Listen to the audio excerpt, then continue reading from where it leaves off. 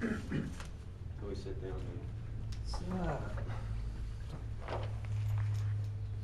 here. Brian with Steel. Nice to meet you, Brian. Thank you. Thank you. Finally, after all these phone calls. Yep. I appreciate you trying to get in touch with me. Yeah, and I appreciate you giving me an audience today, and I know that you're busy, so I'll be respectful of your time. Sure. Tell me a little bit about what you guys do here, Steel. Well, you know, we're a very large company, and we do a lot of things with like chainsaws and things that require, you know, small engines. Okay. And you know, just general lawn care and commercial grade type equipment. Right. Now, do you actually manufacture the engines at this location? We do. We assemble everything at this plant. There are several plants actually, but this is just one of the plants that we assemble at, and you know, there's several around the United States and in different countries. Okay. So, how many? Just out of curiosity, how many square feet of manufacturing space do you have? We've probably got in this facility, we've probably got about 750,000 square feet. That's quite impressive. Yeah, it's a big facility. Okay. All right. Now, the small engines that you manufacture here, as in our phone conversation, you indicated that you buy gaskets. Right. And different types of seals. That's correct. Right. Now, does that encompass everyone that is used on each engine, or is that do you split it in commodities, or is there or are you the guy? Yeah, I mean, I'm the commodity manager. Okay. So, you know, I handle all of the gaskets and plastic compounds and things of that nature. Yeah. And so, yeah, I do all of that. Okay. So, help me understand what would be a challenge for you these days with your supply base. Really, I mean, we've got a very good supply base. I mean, you know, being a global company like we are, you know, we've got various sources, and they've been supplying us for a long time. Mm-hmm. And so we've got a pretty good supply base in general right now. So it's pretty good. Okay. Are you familiar with our company? Yeah, I mean, I know you guys are converters and that kind of thing. Okay. The kind of type of converting we do fits hand in glove with what you guys purchase. And I can give you some examples of that. For instance, Honda Power Equipment. Mm-hmm. We supply, and we have about 19 parts on their various types of products that they make, including mowers, all their engines, pressure washers, trimmers, those types of things. Mm-hmm. We don't do any chainsaws because they don't make any, but those types of engines I'm very familiar with, and the gasketing on those engines. So if there's a design problem that you have, or if there's some new products coming out, and I'd like to see what the possibility of being able to participate in the prototyping, working with your engineering, we're very good at that, and I can give you some examples of that. We had a scenario where we had to replace a number of gaskets with, and I'll give you a short version of this, but a number of gaskets with one single gasket. And what that did was it reduced assembly time, and it also reduced spin on the gaskets, and what it did was solve a couple of problems that they were having internally with the leaking around the intake. Mm-hmm.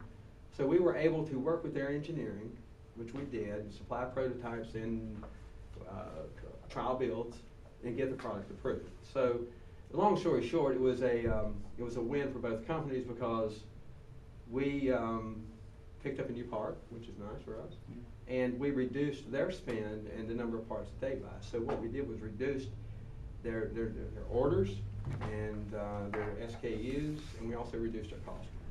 All right. So what I'm after is an opportunity to work with you in that regard. Now, back to your supply base, are they local? We're probably about I don't know, 2.5 hours from you, something like that. Yeah, you guys are, well, you're probably more local than our source. Our typical gaskets, like what you're explaining to me, are sourced globally, and they're, like I said, they're used all over the world, and most of them are coming from Germany, Okay. which is where our corporate headquarters are, You know, that's where We're a little familiar with those products like Fringelet gasket, those types of suppliers are in Germany, and we've been able to offer some alternate materials for the Fringelet type if that's what you're using. I'm not really sure, but I'd be glad to take a look at to that to help you. But let's talk a little bit about your current products. Is there a problem child that you have? Is there something that is really a stumbling block for you guys that we may be able to help you with, you think? You know, we're really not having any problems per se with a particular part. I mean, you know, the parts are, like I said, they're sourced globally. Their engineering is in Germany, and they select the materials, and they're typical, you know, fiber gaskets, right, like what you see in small engines, and so those are sourced there, and engineering approves them, and you know, they work fine. Okay, and I respect that. What I would like to do, if you would be receptive to it, is if you could put me in touch with some of your design engineers, because we're very effective in that area. You speak German? No, I don't speak German. Is your engineering base local? No, I mean, we have a few engineers here in Chesapeake that handle problems as they arise, but a lot of the design engineers are in Germany. But you do use the products here? Yes. Right.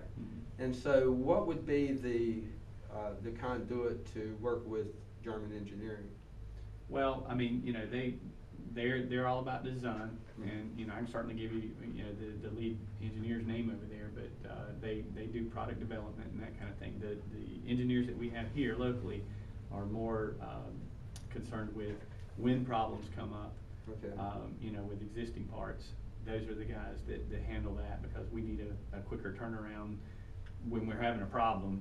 You know, then we need a quicker turnaround, so we got to have engineers here on site. Okay, what are you charged to? What are you charged with? What's your primary objective that you've got to accomplish every day? When you turn the light off, I did that.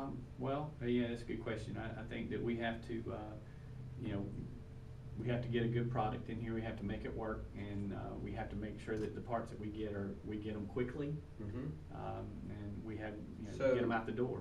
So you say quickly. Are you having an issue with that, getting them quickly? Overseas, you know, being an overseas supplier, sometimes, you know, we got to wait on that boat to cross the ocean. So.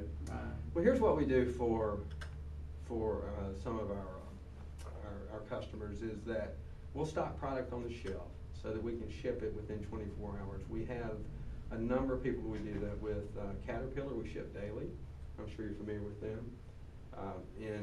In Sanford, North Carolina, we ship to Honda in Swepsonville. We have a new acquisition that we got in Waukesha, Wisconsin that makes high temperature gaskets. So we deliver gaskets to GE and various other customers.